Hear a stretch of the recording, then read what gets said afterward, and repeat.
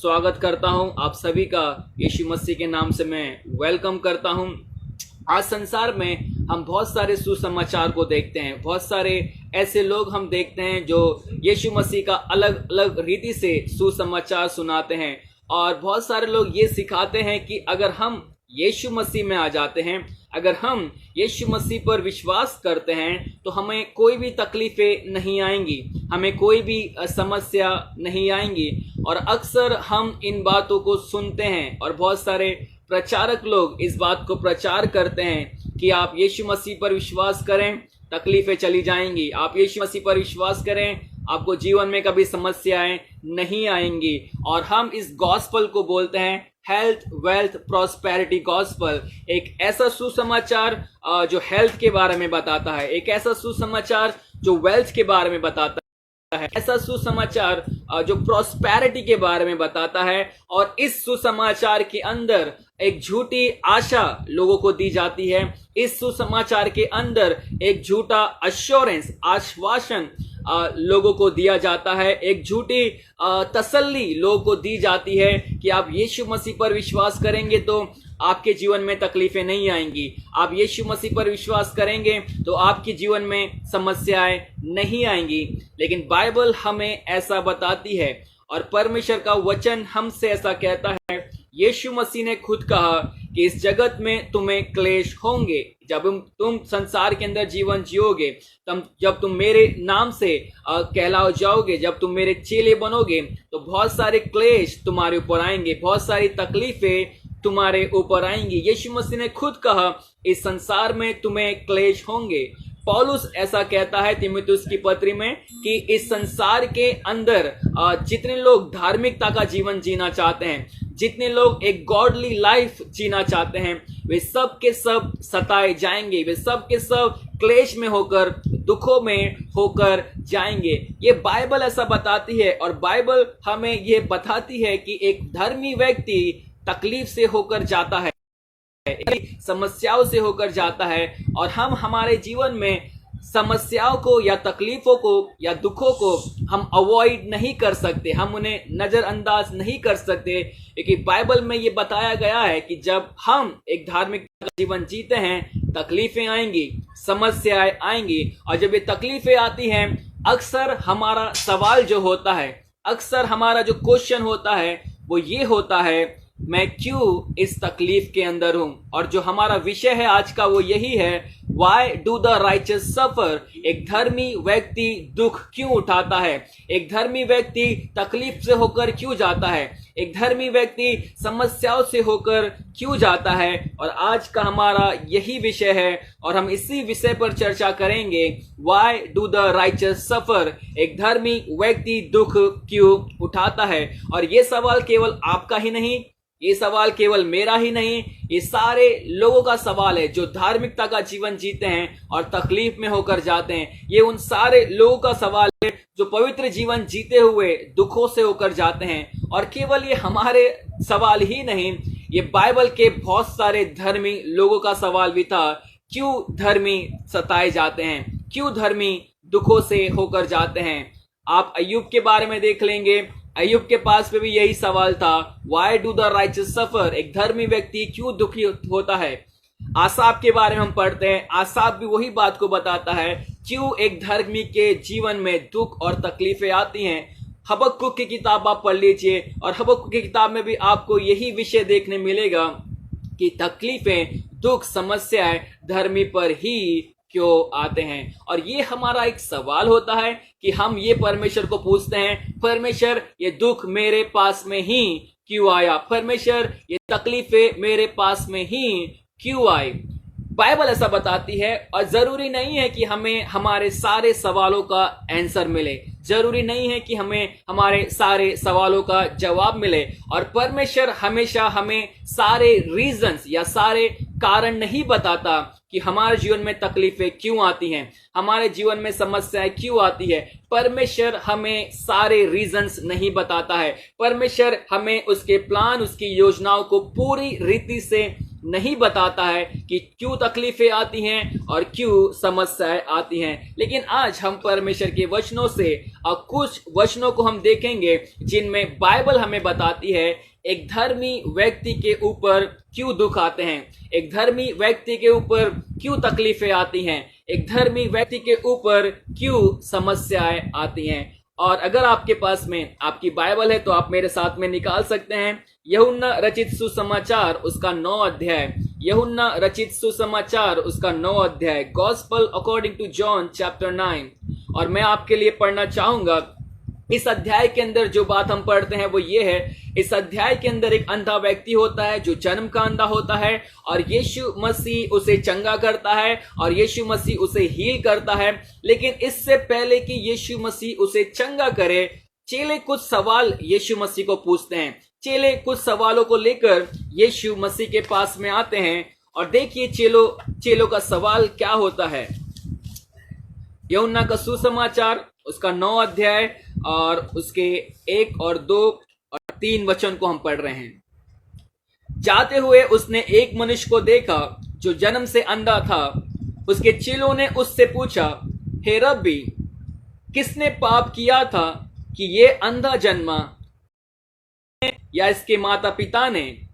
अब यीशु मसीह के चेले यीशु पूछ रहे हैं एक अंधे व्यक्ति को देखकर जो कि जन्म का अंधा है, और वो पूछ रहे हैं किसने पाप किया, क्या इस व्यक्ति ने पाप किया इसलिए ये जन्म का अंधा है, या फिर इसके माँ बाप ने पाप किया इसलिए जन्म का अंधा है।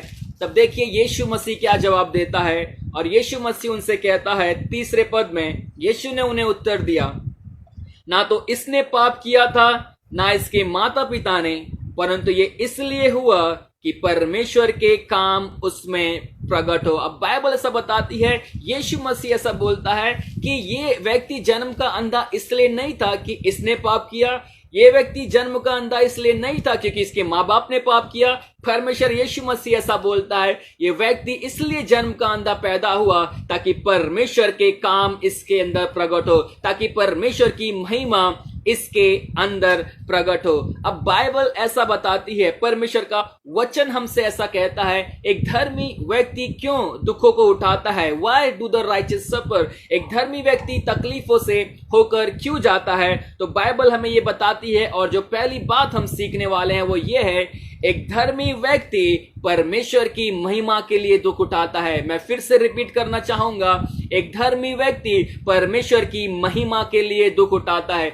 अक्सर हमको ऐसा लगता है कि जो तकलीफें आती हैं, जो समस्याएं आती हैं, जो बीमारी आते हैं, जो दुख आते हैं, अक्सर हमको ऐसा लगता है ये हमारे पाप के कारण आता है, ये अक्सर हो सकता है हमारे गुनाहों के कारण आता है। लेकिन जरूरी नहीं है कि तकलीफ हमेशा पाप के कारण आए, जरूरी नहीं है तकलीफ हमेशा समस्याओं के कारण आए, जरूरी नहीं है कि दुख हमारे जीवन के अंदर हमारे पाप या हमारे पूर्वजों के पापों के कारण आए, ये जरूरी नहीं है। और यीशु मसीह के चेले भी ऐसा ही सोचते थे कि अगर किसी के जीवन में तकलीफ है, इसका मतलब उसने कोई तो पाप किया है। अगर कोई दुख में होकर जा रहा है, इसका मतलब उसने कोई पाप किया है। और ये केवल चेलों के ही बारे में नहीं, पुराने नियम के अंदर जितने भी लोग थे उनकी भी यही अंडरस्टैंडिंग थी, उनकी भी यही समझ थी। अगर कोई तकलीफें आती हैं, कोई समस्या आती है, इसका मतलब कि परमेश्वर के विरोध में उन्होंने पाप किया है। और बाइबल ऐसा बताती है, चेले भी ऐसा ही समझ रहे थे कि इस व्यक्ति ने शायद पाप किया होगा, अर्थात अगर इसने नहीं किया तो इसका मतलब इसके माता पिता ने पाप किया होगा। अय्यूब के बारे में पढ़ते हैं, अय्यूब के फ्रेंड्स आकर उसे कुछ कंफर्ट देने के लिए आते हैं जब वो तकलीफ में होकर जाता है, लेकिन अय्यूब के सारे फ्रेंड उसे एक ही बात बोलते हैं, तूने कोई ना कोई तो पाप किया होगा इसलिए ये तकलीफ तेरे पास में आई है, तूने कोई ना कोई तो पाप किया होगा इसलिए ये समस्या तेरे पास में आई है। पुराने नियम के सारे लोगों की अंडरस्टैंडिंग यही थी कि तकलीफें, समस्या, दुख इसलिए आते हैं क्योंकि हम पाप करते हैं। यस, कभी कभी ऐसा होता है कि हमारे पापों के कारण बहुत सारी तकलीफें आती हैं, समस्या आती हैं, लेकिन जरूरी नहीं है कि सारी तकलीफें सारी समस्याएं या सारे दुख हमारे पाप के कारण ही आते हैं। यीशु मसीह इस अध्याय में हमें बहुत ही साफ रीति से ऐसा कहता है कि जब कभी किसी व्यक्ति के जीवन में तकलीफ आती है, जरूरी नहीं है उसके कारण, उसका रीजन उसके पाप है, लेकिन परमेश्वर यीशु मसीह ऐसा बोलता है ये तकलीफ उसके जीवन में है, ये दुख उसके जीवन में है, ये जन्म का अंधा इसलिए है ताकि इसके अंदर परमेश्वर की महिमा प्रकट हो।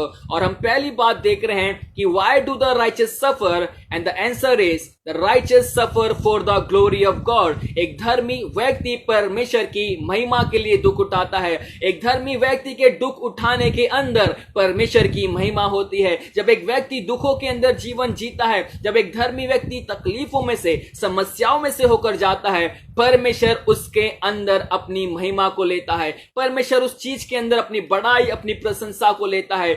एक वचन मैं पढ़ना चाहूंगा जो हमें इस बात को और भी साफ रीति से बताता है। यशा की किताब उसका 48 अध्याय, यशा की किताब उसका 48 अध्याय, और वहां पर यशा भविष्यवक्ता हमें बताता है कि हमारे जीवन में जब दुख आते हैं, हमारे जीवन में जब तकलीफें आती हैं, हमारे जीवन में जब समस्याएं आती हैं, वो किस रीजन से आती हैं, उसका कारण क्या होता है। और परमेश्वर का वचन हमसे ऐसा कहता है, यशा की किताब उसका 48 अध्याय, और मैं आपके लिए पढ़ना चाहूंगा उसका 9 और 10 पद को। और वहां पर ऐसा लिखा हुआ है, परमेश्वर का वचन ऐसा कहता है, यशा की किताब उसका 48 अध्याय उसका 9 और 10।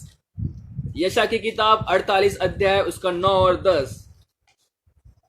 और जितने लोग मुझे देख रहे हैं, मैं चाहूंगा कि आप इस वीडियो को शेयर करें, ताकि ज्यादा से ज्यादा लोग इस बात को जानें कि एक धर्मी व्यक्ति दुखों को क्यों उठाता है, एक धर्मी व्यक्ति के जीवन में तकलीफें क्यों आती है। और यशा भविष्यवक्ता ऐसा कहता है 48 अध्याय और उसके 9-10 में ऐसा लिखा हुआ है। परमेश्वर का वचन इस प्रकार से कहता है, अपने ही नाम के निमित्त मैं क्रोध करने में विलंब करता हूं, और ऐसा लिखा हुआ है, और अपनी महिमा के निमित्त अपने आप को रोक रखता हूं, ऐसा ना हो कि मैं तुझे काट डालूं। अभी परमेश्वर यहां पर इजराइल से बात कर रहा है और इजराइलियों को ऐसा कह रहा है कि मैं अपने नाम के निमित्त, अपनी महिमा के निमित्त अपने आप को रोक रखता हूं। 10 पद में ऐसा लिखा हुआ, देख मैंने तुझे निर्मल तो किया परंतु चांदी के समान नहीं, मैंने दुख की भट्टी में परख कर तुझे चुन लिया है। हाँ अपने निमित्त, हाँ अपने ही निमित्त मैंने ये काम किया है, मेरा नाम क्यों अपवित्र ठहरे, अपनी महिमा मैं दूसरों को नहीं दूंगा। हाँ परमेश्वर यहां पर ऐसा कहता है, और परमेश्वर का वचन ऐसा कहता है, परमेश्वर के बारे में ऐसा कहता है कि मैंने तुझे दुख की भट्टी में परख कर तुझे चुन लिया है। परमेश्वर उन्हें दुखों में से लेकर जाता है, परमेश्वर उन्हें तकलीफों में से लेकर जाता है, परमेश्वर उन्हें समस्याओं में से लेकर जाता है। और 11 पद में ऐसा बोलता है, ये सारे काम मैं क्यों करता हूं, ऐसा लिखा हुआ है, मैं अपने निमित्त, हाँ अपने निमित्त मैं ये काम करता हूं, अपनी महिमा के लिए ये सारे काम मैं करता हूं। For my own sec, for my own glory I do all this things, मैं अपनी महिमा के लिए सारे काम करता हूं। और ऐसा लिखा हुआ है, मैं अपनी महिमा किसी और को नहीं दूंगा, मैं अपनी महिमा किसी और को नहीं दूंगा। परमेश्वर का वचन हमें बहुत ही साफ रीति से ये बताता है, जब परमेश्वर एक व्यक्ति को दुखों में से होकर लेकर जाता है, जब एक परमेश्वर एक व्यक्ति को तकलीफों में से होकर लेकर जाता है, परमेश्वर ये काम उसकी महिमा के लिए करता है, परमेश्वर ये काम उसकी बड़ाई और उसकी प्रशंसा के लिए करता है। वो अपने नाम के निमित्त ये सारे काम करता है। और बाइबल हमें बताती है, व्हाई डू द राइचस सफर, एक धर्मी व्यक्ति तकलीफों को क्यों उठाता है, एक धर्मी व्यक्ति दुखों में होकर क्यों जाता है। तो बाइबल बताती है, पहला जवाब, पहला रीजन हमारे पास में है, और वो ये है, एक धर्मी व्यक्ति इसलिए दुख उठाता है क्योंकि उसके दुखों में परमेश्वर के नाम की महिमा होती है, उसके दुखों के कारण परमेश्वर के नाम को आदर मान मिलता है। The righteous suffer for the glory of God, एक धर्मी व्यक्ति परमेश्वर की महिमा के लिए दुख को उठाता है। पहला पतरस उसका 4 अध्याय और उसके 16 पद में पतरस भी इसी बात को हमें बताता है। और पतरस हमसे ऐसा कहता है कि जब एक व्यक्ति दुखों में होकर जाता है, जब एक व्यक्ति समस्याओं में होकर जाता है, जब एक व्यक्ति दुखों को उठाता है, उसके उठाने के पीछे एक रीजन है, उसके दुखों को उठाने के पीछे एक कारण है। और वो ऐसा कहता है, पहला पतरस उसका 4 अध्याय उसके 16 पद में ऐसा लिखा हुआ है, और मैं 15 पद से पढ़ना चाहूंगा। तुम में से कोई व्यक्ति हत्यारा या चोर या कुकर्मी होने या पराये काम में हाथ डालने के कारण दुख न पाए, पर यदि मसीह होने के कारण दुख पाए तो लज्जित ना हो, पर इस बात के लिए परमेश्वर की महिमा करे। अब पतरस यहां पर ऐसा बोलता है, जब तुम दुखों को पाते हो तो दुखों के कारण तुम लज्जित ना हो, तुम दुखों के कारण शर्म को फील ना करो, अपने अंदर एक लज्जा को मत रखो, लेकिन अपने दुखों के अंदर परमेश्वर की महिमा करो, अपने दुखों के अंदर परमेश्वर के नाम की महिमा करो। अब बाइबल हमसे ऐसा कहती है, परमेश्वर का वचन हमसे ऐसा कहता है, जब एक व्यक्ति अर्थात एक धर्मी व्यक्ति दुखों को उठाता है तो परमेश्वर ऐसा बताता है, एक धर्मी व्यक्ति दुखों को इसलिए उठाता है क्योंकि उसके दुखों के अंदर परमेश्वर अपनी महिमा चाहता है, उसके दुखों के अंदर परमेश्वर अपने आदर और सम्मान को चाहता है, उसके दुखों के अंदर परमेश्वर अपने नाम के निमित्त सारी चीजें करता है। जब तकलीफें आती हैं, जब समस्या आती हैं, जब बीमारी आती है, जब हमारे जीवन में दुख आते हैं, बाइबल ऐसा बताती है ये इसलिए आते हैं ताकि परमेश्वर अपनी महिमा को हमारे अंदर प्रकट करे। We suffer for the glory of God. हम दुख उठाते हैं ताकि हमारे जीवन के अंदर परमेश्वर की महिमा हो। इस संसार के अंदर परमेश्वर जो कुछ भी करता है वो अपनी महिमा के लिए करता है, और परमेश्वर बार बार इस बात को बताता है कि मैं अपनी महिमा किसी को भी नहीं दूंगा, मैं अपनी महिमा किसी से शेयर नहीं करूंगा, और ये सारे काम परमेश्वर अपनी महिमा के लिए करता है। पहली बात हम देख रहे हैं परमेश्वर के वचन से कि एक धर्मी व्यक्ति क्यों दुख, और बाइबल हमें ऐसा बताती है एक धर्मी व्यक्ति परमेश्वर की महिमा के लिए दुख उठाता है। एक धर्मी व्यक्ति इसलिए दुख उठाता है ताकि उसके दुखों के अंदर परमेश्वर की महिमा हो, उसके दुखों के अंदर परमेश्वर को आदर और सम्मान मिले। दूसरा रीजन हम परमेश्वर के वचनों से देखते हैं कि एक धर्मी व्यक्ति क्यों दुखों को उठाता है, एक धर्मी व्यक्ति क्यों तकलीफ में होकर जाता है, एक धर्मी व्यक्ति क्यों समस्याओं में होकर जाता है। याकूब की किताब उसका पहला अध्याय, याकूब की किताब उसका पहला अध्याय, और मैं आपके लिए 2 और 3 वचनों को पढ़ना चाहूंगा। याकूब की किताब उसका पहला अध्याय 2 और 3, याकूब की किताब उसका पहला अध्याय 2 और 3, और परमेश्वर का वचन वहां पर इस प्रकार से ऐसा कहता है, book of James chapter 1 verse 2 and 3, हे मेरे भाइयों, जब तुम नाना प्रकार की परीक्षाओं में पड़ो तो इसको पूरे आनंद की बात समझो, ये जानकर कि तुम्हारे विश्वास के परखे जाने से धीरज उत्पन्न होता है। अब बाइबल ऐसा बताती है जब हम दुखों में से होकर जाते हैं, अर्थात जब एक धर्मी व्यक्ति दुखों में से होकर जाता है, वो इसलिए दुखों में से होकर जाता है ताकि उसके विश्वास की परख हो, ताकि उसके विश्वास को परखा जाए। अब बाइबल हमें बताती है व्हाई डू द राइचस सफर, और हमने पहला रीजन देखा एक धर्मी व्यक्ति दुख क्यों उठाता है, और पहला रीजन यह है वो इसलिए दुख उठाता है क्योंकि परमेश्वर अपनी महिमा उसके अंदर करना चाहता है। और दूसरा रीजन यह है एक धर्मी व्यक्ति क्यों दुख उठाता है, तो वो बताना चाहता है धर्मी व्यक्ति इसलिए दुख उठाता है ताकि वो उसके विश्वास की परख हो, the testing of his faith, उसके विश्वास को परखा जाए, उसके विश्वास को चखा जाए, उसके विश्वास को टेस्ट किया जाए। इसलिए परमेश्वर एक धर्मी के व्यक्ति के जीवन में दुख और तकलीफें आती हैं, इसलिए एक धर्मी व्यक्ति दुख को उठाता है ताकि परमेश्वर उसके विश्वास को परख सके। हम पुराने नियम में बहुत सारे व्यक्तियों के बारे में देखते हैं जिन्होंने बहुत दुख उठाया, जिन्होंने बहुत तकलीफें उठाई, और वो तकलीफें वो दुख इसलिए उठाए ताकि परमेश्वर उनके विश्वास को परख सके। और हम बाइबल में एक बहुत ही अच्छा उदाहरण पाते हैं इसका, अब्राहम के बारे में हम सभी जानते हैं, और बाइबल ऐसा बताती है इब्रानियों की पत्री अगर हम पढ़ेंगे उसका 11 अध्याय और उसके 17 पद में ऐसा लिखा हुआ है कि अब्राहम भी परमेश्वर के द्वारा परखा गया, अब्राहम भी परमेश्वर के द्वारा परखा गया। ऐसा लिखा है विश्वास ही से अब्राहम ने परखे जाने के समय, पुराने नियम के अंदर भी हम देखते हैं परमेश्वर ने उनके विश्वास को परखा, अब्राहम का विश्वास परखा गया। और बाइबल ऐसा बताती है जब अब्राहम का विश्वास परखा गया और जब उसने अपने पुत्र इसहाक को बलिदान करने ही वाला था, तब परमेश्वर उससे ऐसा बोलता है स्टॉप, रुक जा। और परमेश्वर उससे ऐसा बोलता है अब मैं जान गया हूं कि तू सचमुच मुझ पर विश्वास करता है। अर्थात परमेश्वर ने उसके विश्वास को परखा और उसके विश्वास को परखने के बाद में ये टेस्ट किया कि अब अब्राहम सचमुच मुझ पर विश्वास करता है। उसने अपना एक लौता पुत्र भी मेरे लिए रख नहीं छोड़ा। इसका मतलब वो पूरी रीति से मुझ पर भरोसा रखता है। हम अय्यूब के विषय में पढ़ते हैं, अय्यूब का विश्वास परखा गया। बाइबल ऐसा बताती है जब एक धर्मी व्यक्ति दुखों में से होकर जाता है, उसके दुखों में से जाने का कारण यह है क्योंकि उसके विश्वास को परखा जाता है। उसके विश्वास की एक परख है। और हम सब जब हम दुखों में से होकर जाते हैं, जो हम यीशु मसीह पर विश्वास करते हैं, हम उसके उद्धार पर विश्वास करते हैं, और जितने लोग धार्मिकता का जीवन जीना चाहते हैं, जितने लोग यीशु मसीह के पीछे चलना चाहते हैं, वे सब के सब दुख को उठाएंगे, वो सब के सब तकलीफ और समस्याओं से होकर जाएंगे। लेकिन जब हम उन तकलीफ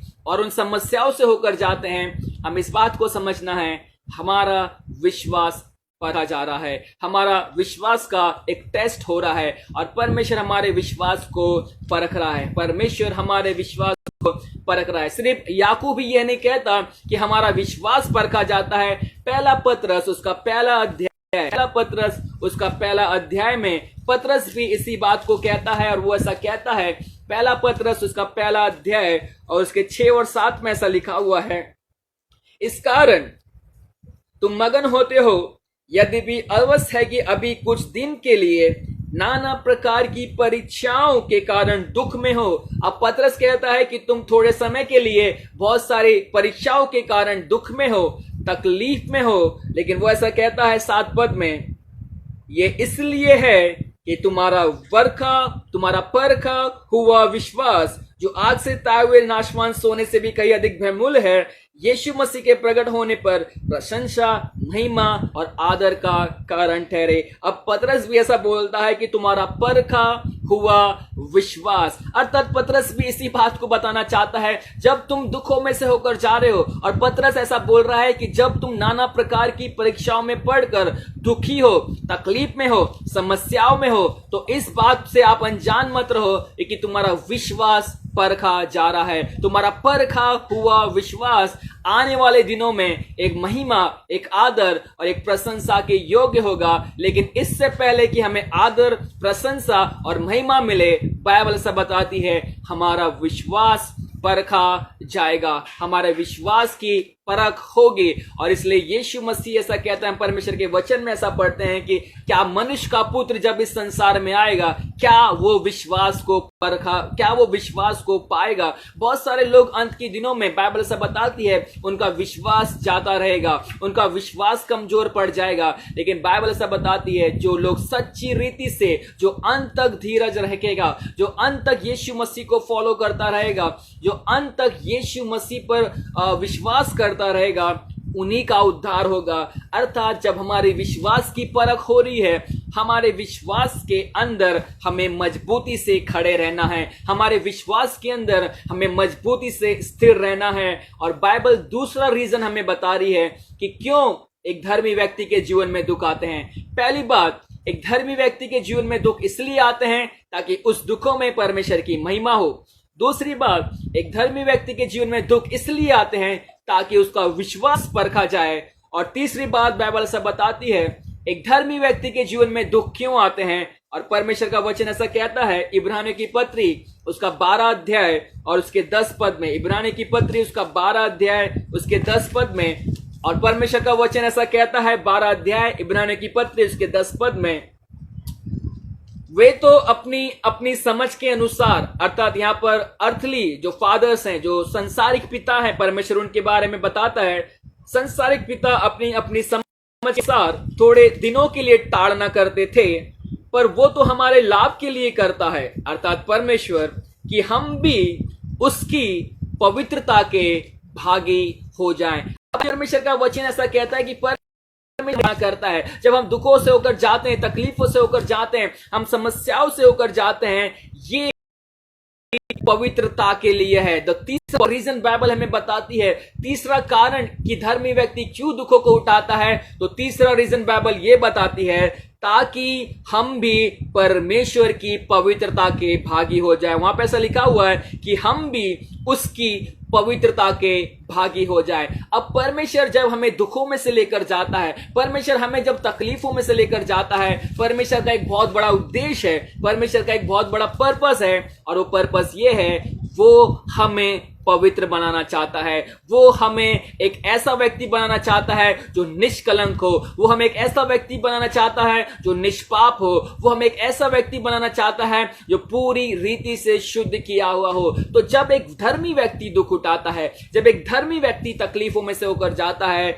उसका कारण यह भी है क्योंकि परमेश्वर हमें पवित्र बनाता है। परमेश्वर हमें पवित्र बनाता है। हमने एक वचन को पढ़ा है और उस वचन में हमने देखा है एक वर्ड यूज किया गया है, और एक वर्ड जो यूज किया गया है वो है फायर, आग। पहला पतरस उसका पहला अध्याय 6 पद में से लिखा हुआ है, आग से ताया हुआ तुम्हारा विश्वास। ओके, तुम्हारा विश्वास जो है वो परखा गया है, लेकिन वो कैसे परखा गया है? आग से परखा गया है। बाइबल ऐसा बताती है आग से वो परखा गया है। मैं पढ़ना चाहूंगा पहला पतरस पहला अध्याय उसके 6 पद में ऐसा लिखा हुआ है। पहला पतरस पहला अध्याय उसके 6 पद में, इस कारण 7 पद में ऐसा लिखा हुआ है, ये इसलिए है कि तुम्हारा परखा हुआ विश्वास जो आग से ताए हुए नाशवान सोने से भी। अब यहां पर जो वर्ड यूज किया गया है आग से ताए हुए, इंग्लिश में जो वर्ड है वो है रिफाइनिंग। ओके, जो वर्ड है रिफाइन। और जब हम उस वर्ड की अर्थ ढूंढते हैं, उस वर्ड का हम मीनिंग जब देखते हैं वर्ड रिफाइन का, तो उसका मतलब होता है टू प्यूरिफाई, किसी चीज को शुद्ध करना, टू क्लेंस, टू किसी चीज को पवित्र करना, उसके अंदर से गंदगी को निकालना, उसके अंदर से जो भी गलत चीजें हैं, बुरी चीजें हैं, जो जिस प्रकार मेल्ट होता है, जब सोना आता है, जब वो खान में से निकाला जाता है, जैसा हम उसे मार्केट में देखते हैं वो वैसा नहीं होता है, लेकिन उसे बहुत बार रिफाइन किया जाता है, उसे बहुत बार शुद्धिकरण के प्रोसेस से लेकर जाया जाता है, तब जाके वो एक खरा सोना निकलता है। बाइबल यहां पर हमेशा बताती है ये तकलीफें, ये समस्याएं हमारे जीवन में एक ऐसा रिफाइनिंग काम करती हैं। ये तकलीफें हमारे जीवन में हमें शुद्धिकरण के लिए, हमारे पवित्रता के लिए हमारे जीवन के अंदर काम करती हैं। ये तकलीफें, ये दुखें, ये सफरिंग हमें हमारे जीवन के अंदर एक प्यूरिफिकेशन को लेकर आती है, एक क्लेंसिंग को लेकर आती है, और ये हमारे जीवन के अंदर की बुराइयों को, गलतियों को हम जब परमेश्वर पर भरोसा रखते हैं, जब हम तकलीफों के अंदर उसको अपनी बुलाहट, अपनी क्राय, अपनी चिल्लाहट को उसको लेकर जाते हैं, उस समय में बाइबल ऐसा बताती है परमेश्वर हमें इन तकलीफों से इसलिए लेकर जाता है ताकि वो मुझे और आपको पवित्र करे। मैं एक वचन पुराने नियम से पढ़ना चाहूंगा, जकरिया की किताब उसका 13 अध्याय, जकरिया नबी की किताब उसका 13 अध्याय, और बाइबल ऐसा बताती है उसके 13 अध्याय और उसके 9 पद में, जकरिया की किताब 13 अध्याय उसका 9 पद, और वहां पर ऐसा लिखा हुआ है, परमेश्वर का वचन ऐसा बताता है, मैं 13 अध्याय उसके 9 पद को पढ़ रहा हूं आप सभी के लिए, और वहां पर परमेश्वर ऐसा कहता है, उस तिहाई को मैं आग में डालकर ऐसा निर्मल करूंगा जैसा रूपा निर्मल किया जाता है, और ऐसा जांचूंगा जैसा सोना जांचा जाता है।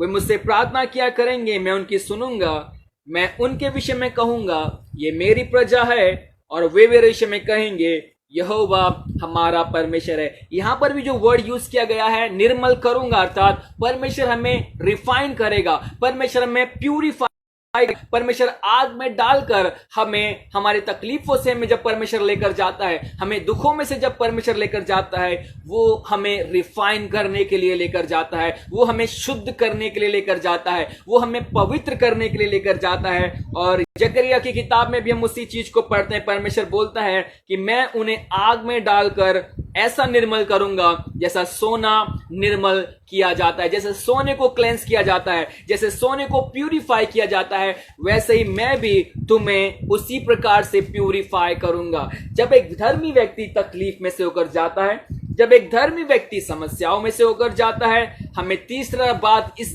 समझनी है, हमें तीसरा जो रीजन समझना है वो ये है, एक धर्मी व्यक्ति दुख इसलिए उठाता है ताकि परमेश्वर उसे पवित्र बना सके। एक धर्मी व्यक्ति को परमेश्वर आग जैसी लेकर जाता है ताकि परमेश्वर उसे शुद्ध कर सके, परमेश्वर उसे सैंटिफाई कर सके, परमेश्वर उसे प्यूरिफाई कर सके। और बाइबल से बताती है हमारी जो सफरिंग है वो एक प्यूरिफाइंग फायर के जैसा काम करती है। Sufferings fire for the righteous. जो हमारे दुख हैं, जो हमारी तकलीफें हैं, जो हमारी समस्याएं हैं, वो हमें पवित्र बनाने के लिए एक आग का काम करती है। वो हमें पवित्र बनाने के लिए हमारे जीवन के अंदर आग का काम करती है। जैसे सोना आग में परखा जाता है, वैसे रिफाइन किया जाता है, वैसे ही परमेश्वर जब हमें दुखों में से लेकर जाता है, जब हमें तकलीफों में से लेकर जाता है, वो हमारे जीवन को रिफाइन करता है, वो हमारे जीवन को शुद्ध करता है, वो हमारे जीवनों को पवित्र बनाता है। और तीसरा रीजन बाइबल से बताती है एक धर्मी व्यक्ति क्यों दुखों को उठाता है, तो बाइबल से बताती है एक धर्मी व्यक्ति इसलिए दुखों उठाता है ताकि परमेश्वर उसे अपनी पवित्रता में सहभागी करे, परमेश्वर उसे अपना जैसा बनाए। हम सबको परमेश्वर ने यीशु मसीह के जैसा बनने के लिए बुलाया है। हमारी जो कॉलिंग है, हमारी जो बुलाहट है, वो यीशु मसीह के जैसा बनने वाली बुलाहट है। पहले आदम के समान हम पाप में मरे हुए थे, लेकिन जो सेकंड एडम आया, जो दूसरा आदम आया, अब हमें उसके जैसा बनना है। और पौलुस भी ऐसा बोलता है जैसे मसीह यीशु का स्वभाव था, वैसा ही तुम्हारा भी स्वभाव हो। और ये तकलीफें जब आती हैं, जब ये समस्याएं हमारे जिन में आती है, ये हमें यीशु मसीह के जैसा बनाती हैं। परमेश्वर में इन तकलीफों के द्वारा यीशु मसीह के स्वभाव में ढालता है, यीशु मसीह के स्वभाव में हमें बनाता है। इसलिए हम ये देख रहे हैं कि एक धर्मी व्यक्ति क्यों दुखों को उठाता है। Why do the righteous suffer? And the first thing is this: the righteous suffer for the glory of God. एक धर्मी व्यक्ति परमेश्वर की महिमा के लिए दुख उठाता है। Secondly, the righteous suffer for the testing of his faith. एक धर्मी व्यक्ति इसलिए दुख उठाता है ताकि उसका विश्वास परखा जाए। तीसरी बात, एक धर्मी व्यक्ति क्यों दुख उठाता है? Why do the righteous suffer? He suffer for his sanctification. The righteous suffer for the sanctification. एक धर्मी व्यक्ति अपने पवित्रीकरण के लिए, अपने शुद्धिकरण के लिए दुख उठाता है। और चौथी और आखिरी बात, एक धर्मी व्यक्ति क्यों दुख को उठाता है, और बाइबल ऐसा बताती है, परमेश्वर का वचन हमसे ऐसा कहता है। इब्रानियों की पत्री उसका 12 अध्याय, इब्रानियों की पत्री उसका 12 अध्याय और उसके 5 और 6 पद को मैं आपके लिए पढ़ना चाहूंगा। इब्रानियों की पत्री 12 अध्याय 5 और 6, परमेश्वर का वचन वहां पर ऐसा कहता है, और तुम उस उपदेश को जो तुमको पुत्रों के समान दिया जाता है भूल गए हो। हे मेरे पुत्र, प्रभु की ताड़ना को हल्की बात ना जान, और जब वो तुझे घुड़के तो साहस ना छोड़। 6वां वचन ऐसा कहता है, 6 वर्स, क्योंकि प्रभु जिससे प्रेम करता है उसकी ताड़ना भी करता है, और वो जिसे पुत्र बना लेता है थोड़े भी लगाता है। अब परमेश्वर का वचन हमसे यहां पर ऐसा कहता है, क्यों एक धर्मी व्यक्ति दुखों को उठाता है। जब एक धर्मी व्यक्ति दुखों में से होकर जाता है, तकलीफों में से होकर जाता है, उसका यही सवाल होता है, क्यों मेरे जीवन में तकलीफें हैं, क्यों मेरे जीवन में समस्याएं हैं, क्यों मैं इन सफरिंग्स को लेकर अपने जीवन में चल रहा हूं। तो बाइबल ऐसा बताती है, जब हम दुखों में से होकर जाते हैं, बहुत सारे रीजंस की वजह से हम दुखों में से होकर जाते हैं, बहुत सारे कारणों की वजह से हम दुखों में से होकर जाते हैं, और हम कुछ कारणों को देख रहे हैं। पहला कारण, हम इसलिए दुखों में से होकर जाते हैं ताकि हमारे दुखों में परमेश्वर की महिमा हो। हम इसलिए दुखों में से होकर जाते हैं ताकि हमारा विश्वास परखा जाए।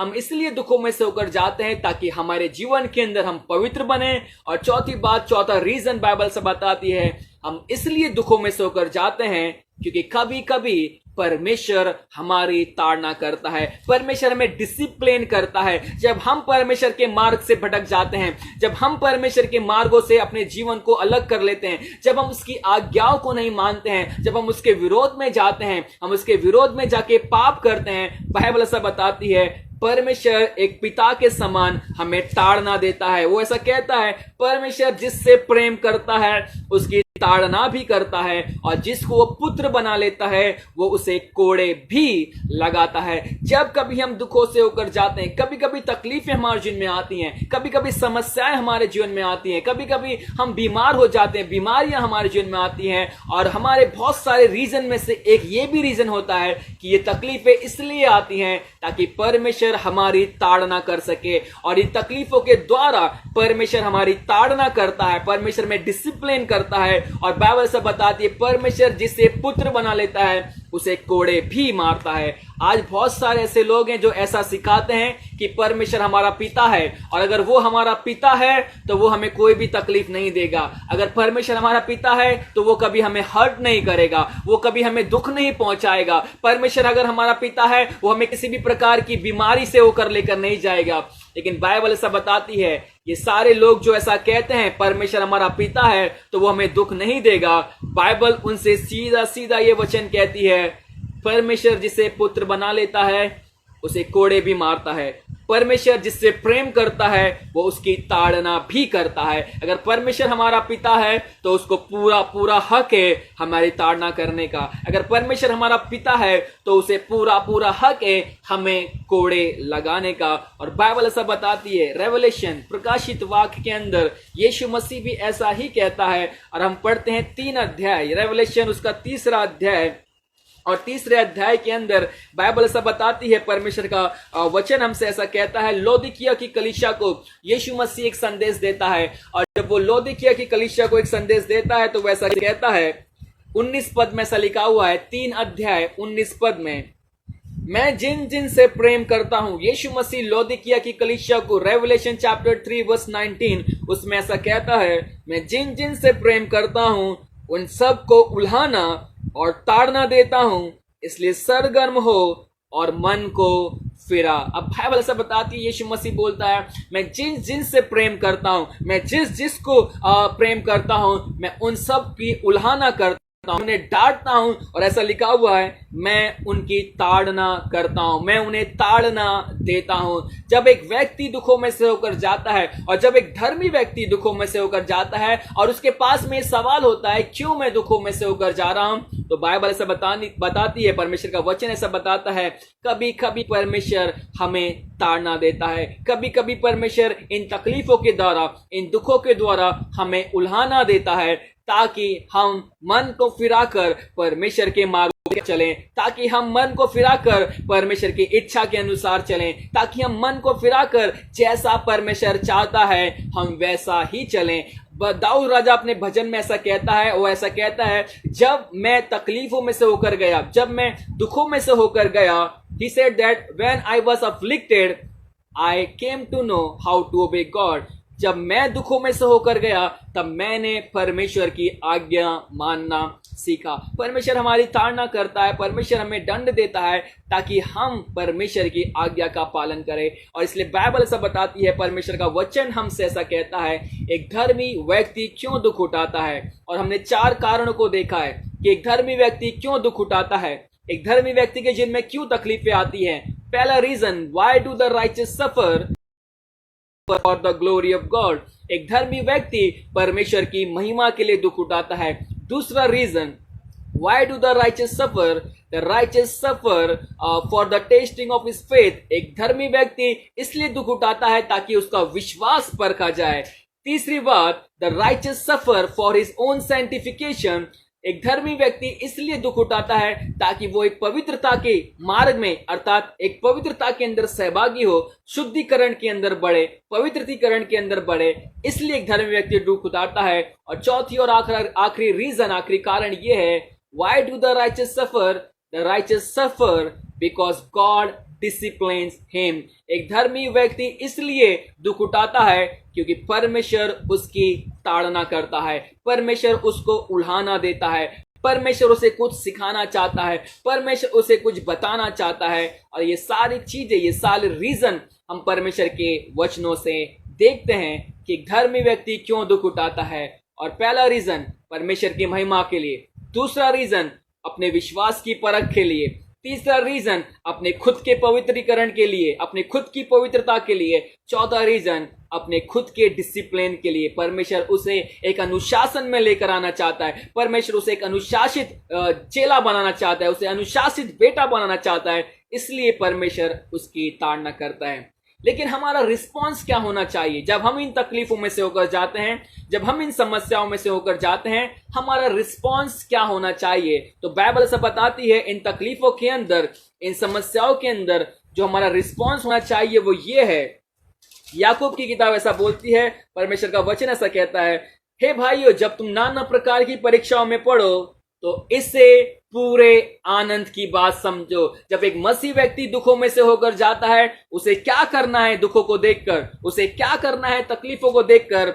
याकूब कहता है इससे पूरे आनंद की बात समझो। जब हम दुखों में से होकर जाते हैं, जब एक धर्मी व्यक्ति दुखों में से होकर जाता है, उसे इसे आनंद की बात समझनी है। उसे परीक्षाओं को, तकलीफों को, दुखों को एक आनंद की बात समझना है। याकूब इसी का 5 अध्याय और उसमें ऐसा लिखा हुआ है, 5 अध्याय उसका 9 पद में ऐसा लिखा हुआ है, हे भाइयों, एक दूसरे पर दोष ना लगाओ ताकि तुम दोषी ना ठहरो।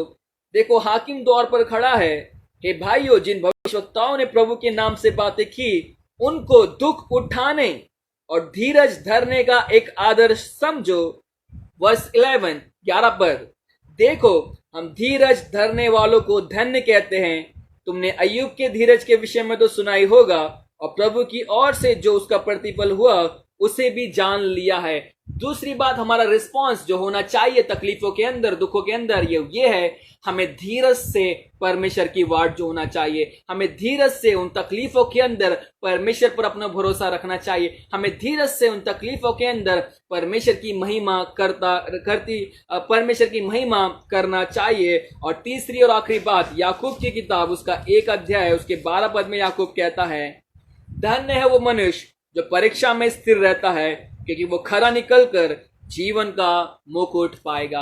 अब जब तकलीफें आती हैं, जब समस्या आती हैं, हमारा रिस्पॉन्स क्या होना चाहिए? तो बाइबल से बताती है, पहला रिस्पॉन्स ये होना चाहिए, हमें तकलीफों को पूरे आनंद की बात समझना है। दूसरी बात, हमें तकलीफों के अंदर एक धीरज को रखना है, एक पेशेंस को रखना है। और तीसरी बात, हमें तकलीफों के अंदर स्थिर रहना है। और जो व्यक्ति स्थिर रहेगा, बाइबल से बताती है, वो परमेश्वर के राज में, वो परमेश्वर के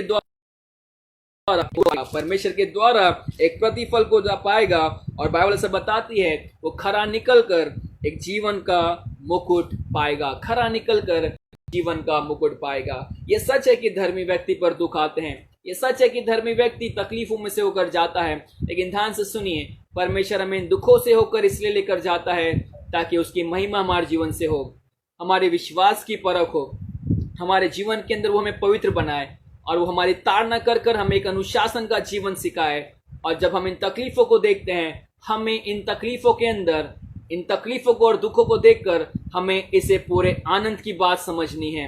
हमें इसके अंदर स्थिर रहना है और हमें इसके अंदर धीरज धरे हुए परमेश्वर की वाट जोना है। परमेश्वर इन वचनों के द्वारा मुझे और आपको आशीष दे और इस पर चलने की हमें शक्ति और सामर्थ्य दे। आइए एक छोटी सी प्रार्थना कर कर मैं यहाँ पर समाप्त करना चाहूंगा। हमारे स्वर्गीय पिता, हम धन्यवाद करते तेरे वचनों के लिए, धन्यवाद करते तेरे वचनों से तूने हमें सिखाया है कि एक व्यक्ति जब धर्म के जीवन जीता है, वो दुख क्यों उठाता है, और जब वो दुखों को उठाता है तो किस कारण से उठाता है।